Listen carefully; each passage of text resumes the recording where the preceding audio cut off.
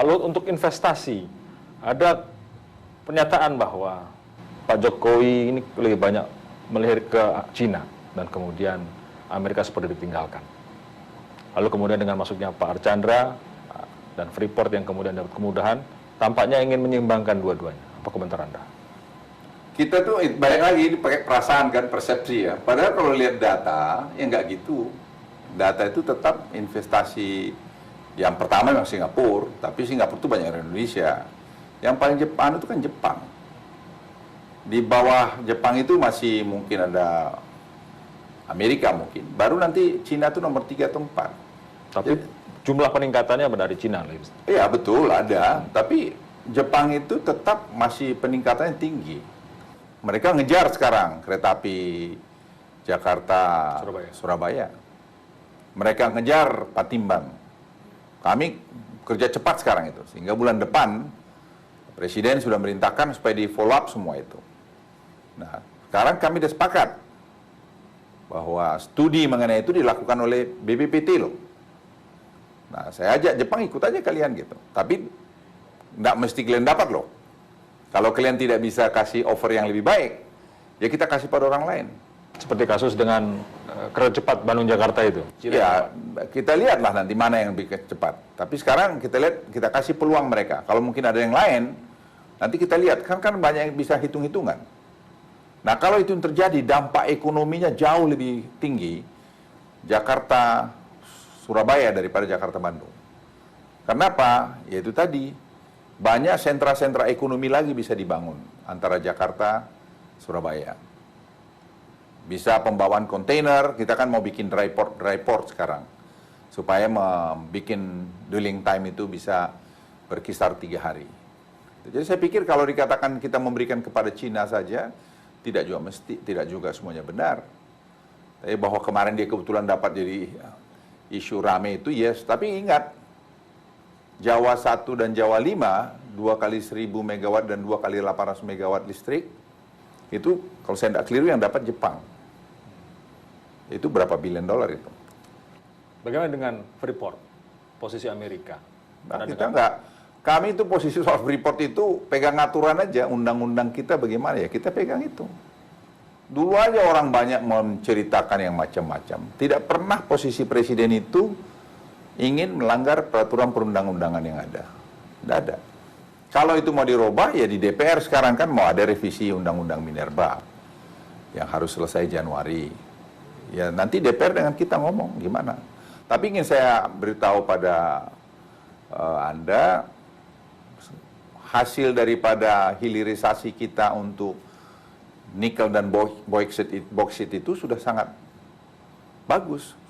Tahun depan saya kira sudah 8,4 miliar dolar investasi Indonesia. Kita sudah sampai produksi kepada stainless steel. Kita mau sampai ke karbon semua itu. Jadi sudah nilai tambah luar biasa. Kita perlu lagi ekspor nikel itu. Soal smelter bagaimana? Smelter? Ya smelter harus itu. Walaupun sampai sekarang belum realistis. Ya kalau soal itu Freeport dengan Newmont, ya sekarang Pak Jonan kita bicara, dan waktu saya masih jadi pelaksana tugas, saya beritahu nggak bisa, tawar-tawaran. Harus dibangun. Nah, bahwa membangun itu sekarang terlambat karena dari kita juga sebenarnya, jangan salah, Undang-Undang Minerba itu kan 2009. Waktu itu kita tidak segera membuat peraturan pelaksanaannya, sehingga tahu-tahu kita katakan 2014 harus jadi. Ya nggak mungkin lah. Akhirnya terjadilah masalah ini sekarang. Nah, sekarang pemerintah cari jalan keluarnya. Gimana supaya pengusaha tidak dirugikan, tapi negara juga tidak dirugikan. Ini lagi kita cari solusinya bagaimana. Ya nanti kita lihatlah Pak Jonan gimana mengeluarkan. Tapi saya pikir selama saya di situ kami sudah membuat kerangkanya, tinggal sekarang kita tajamkan. Boleh nggak Pak Luhut itu disebut sebagai pemadam kebakaran?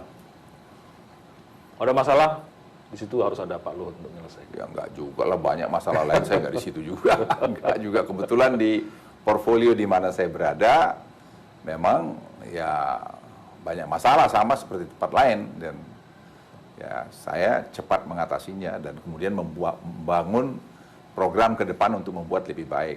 Kalau itu saya akui, yes. Sama gebrak-gebrak meja juga gitu ya? Enggak perlu gerabak meja, sekali-sekali kalau marah kan boleh juga. Pak Lut, apa sih yang menurut Anda ini bisa dipercaya oleh seorang Jokowi? Karena Freeport bisa seperti itu, kemudian urusan perikanan bisa diamankan lah begitu, kemudian urusan energi, politik. Ya kalau itu Anda tanya Presiden. Nanti kalau saya bilang saya sepertinya hebat. Saya tidak hebat. Anda tidak menyampaikan portofolio CV, Pak ini seperti ini saya.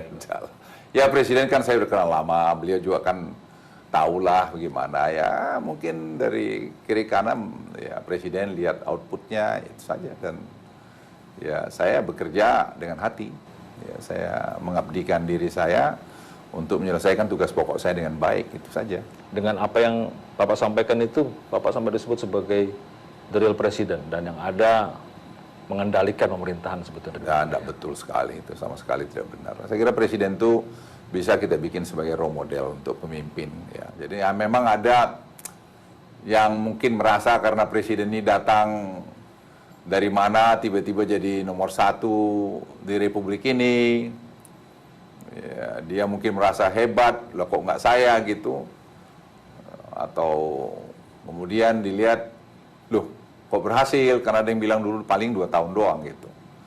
Ternyata malah sekarang hasilnya diakui dunia gitu. Ya ada kecemburuan begitu, saya pikir nggak usah lah. Ya sekarang waktunya Pak Jokowi, leave it to him. Nanti kalau kau pengen lagi membuat yang lebih baik daripada Pak Jokowi, buatlah setelah eranya Pak Jokowi. Nah itulah satu demokrasi saya pikir. Kita harus dewasa melihat itu.